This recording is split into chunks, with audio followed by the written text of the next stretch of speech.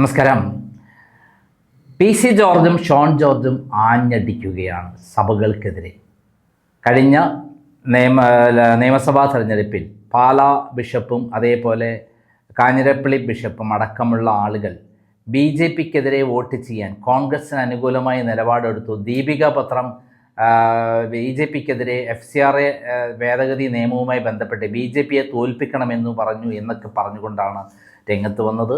അതിനെതിരെ വളരെ രൂക്ഷമായ ഭാഷയിൽ വളരെ തെറി പറഞ്ഞുകൊണ്ടാണ് പി സി ജോർജ് തിരിച്ചടിച്ചത്. ചെറ്റ എന്നടക്കം പറയുകയുണ്ടായി. അപ്പോൾ ഇത്തരം പരാമർശങ്ങൾ വന്നതോടെ കോട്ടയം മേഖലയിൽ പ്രത്യേകിച്ച് പാലയും കാഞ്ഞിരപ്പള്ളിയും അടക്കമുള്ള അരമനകളിൽ വലിയ ചർച്ചയാവുകയും അവർ ആഞ്ഞടിച്ചു, ഞങ്ങളോട് ഏറ്റുമുട്ടാൻ വരണ്ട, ഞങ്ങളെ നിയന്ത്രിക്കാൻ വരണ്ട, ഞങ്ങൾക്കറിയാം എന്താണ് ചെയ്യേണ്ടത് എന്ന് പറഞ്ഞുകൊണ്ട് അവർ രംഗത്ത് വരികയുണ്ടായി. ഇപ്പോൾ അത് വലിയ വിവാദമായി മാറിയിരിക്കുന്നു.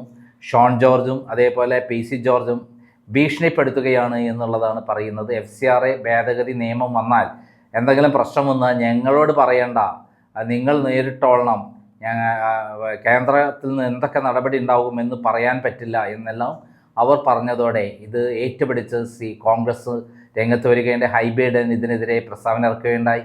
ഇപ്പോൾ പി സി ജോർജ് ഇതിനെക്കുറിച്ച് പറയുകയാണ്. അതോടൊപ്പം അദ്ദേഹം പറയുന്നു, 2 സീറ്റുകൾ പാലായും അതേപോലെ പൂഞ്ഞാറും BJP വിജയിക്കും.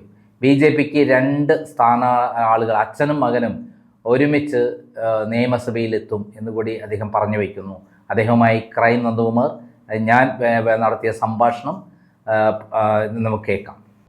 നമസ്കാരം. നമസ്കാരം. എന്ന് പറയും.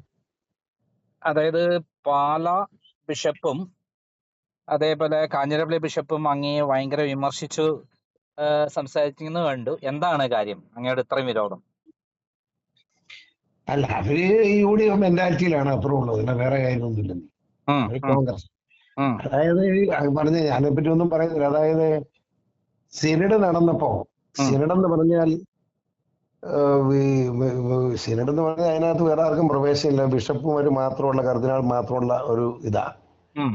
ആ സിനഡിനകത്ത് നമ്മുടെ പ്രതിപക്ഷ നേതാവ് സതീശനെ കയറ്റി 3 മണിക്കൂർ വായ പിടിച്ചു. ഇപ്പൊ നിയമവിരുദ്ധമായ ഒരു കാര്യമാണ് സിനഡിൽ ഒരു ഒരു ഒരു ഒരു ഒരു ക്രിസ്ത്യാനി പോലും അല്ലാത്ത ഒരാള് കയറുക എന്ന് പറഞ്ഞു. അവിടെ ചോറും ഉണ്ടാകലും മടങ്ങിയത് അന്നത്തെ കച്ചവടമാണെന്നാണ് മനസ്സിലാക്കുന്നത്.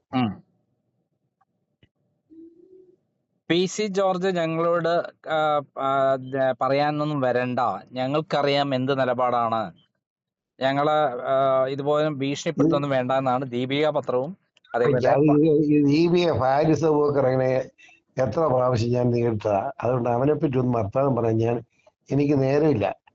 അതുകൊണ്ടല്ല ആരുടെ എനിക്ക് എടുത്തിന്റെ ഭീഷണിക്ക് വഴങ്ങാൻ ഞാനും ഭീഷണിപ്പെടുത്താറുമില്ല, ആരുടെ ഭീഷണിക്ക് വഴങ്ങുന്നവനുമല്ല. അത് മനസ്സിലാക്കിയ എല്ലാവരും നല്ലത്. ഈ ദീപിക പത്രം ഇപ്പോഴും ഫാരിസ് സബൂക്കറിന്റെ കയ്യിലാണോ? അയാളുടെ ബിനാമിയുടെ കയ്യിലായിരിക്കുന്നു. ആണോ? അല്ല, അയാളുടെ പേരെന്താ? അത് പേര് പറയാൻ പാടില്ലല്ലോ. മുസ്ലിമാണ്, അറിയാം, മുസ്ലിമാണ്. ദീപിക പത്രം അവരുടെ കയ്യിലേക്ക് പോയി. ഈ ഇവരുടെ നിലപാട് നമ്മളൊക്കെ അവിടെ പൂഞ്ഞാറിൽ എന്തെങ്കിലും തിരിച്ചടിയായി മാറുമോ? അത് ഈ 4-ാം തീയതി അറിയാമല്ലോ. അപ്പൊ പറയാം. ഞാൻ ഇനി അവകാശവാദം ഉന്നയിച്ചെന്ന് വേണ്ട. ഞാൻ കേരള നിയമസഭ കാണും, ഉറപ്പാണ് ഉണ്ടാവും. അപ്പം വിജയിക്കുന്നുള്ളതാണ്. അപ്പൊ എത്ര വോട്ടിന് ജയിക്കും? അത് എണ്ണിക്കഴിഞ്ഞ് പറയാം. അനുഭവം പറയാൻ പറ്റില്ല. ഷോണിന്റെ സ്ഥിതി എന്താണ് അവിടെ പാല? കേരള ചരിത്രത്തിൽ ആദ്യമായിട്ട് ഞാനും മകനും ഒരുമിച്ച് നിയമസഭ പോയിരിക്കും. അച്ഛനും മകനോട് ഒരുമിച്ച് നിയമസഭയിലേക്ക് ഒരുമിച്ചെത്തും, ചരിത്രത്തിൽ ആദ്യമായിട്ട്. അങ്ങനെ വന്നാൽ അത് BJPയുടെ വലിയ വളർച്ചയുടെ ഭാഗമായി മാറും. അത് എങ്ങനെ വേണം വ്യാഖ്യാനിച്ചു, സ്വാഭാവികമല്ലേ. BJPയുടെ വളർച്ച ഉറപ്പല്ലേ. BJPയുടെ ഭാഗത്ത് നിന്ന് പൂർണ്ണമായി സഹകരണം കിട്ടിയില്ലേ ഇത്തവണ? കിട്ടിയില്ലോ. BJPയും RSസും PMSും ഒക്കെ വളരെ ആത്മാർത്ഥമായി സഹകരിച്ചു. അതേപോലെ അവിടെ മുസ്ലിങ്ങളുടെ ഇടയിൽ നിന്ന് ധാരാളം വോട്ട് കിട്ടി. കഴിഞ്ഞ വർഷത്തെ പോലെയല്ല അവിടെ ഉണ്ടായെന്നുള്ള പറയുന്നത്, അത് ശരിയാണോ? മുസ്ലിം വോട്ട് കൊടുത്തു. അപ്പം ഈ ക്രിസ്ത്യൻ സഭകളിൽ നിന്നുള്ള നമുക്കെതിരെയുള്ള നീക്കങ്ങൾ ഒരു ഭീഷണിയായിട്ടേ കരുതുന്നില്ല. ഇല്ല, അവര് ഭീഷണിപ്പെടുത്തണ്ട എന്ന് അങ്ങ് പറയുന്നത് കണ്ടു. അത് എത്രമാത്രം ഇപ്പൊ വാസ്തവമാണ്?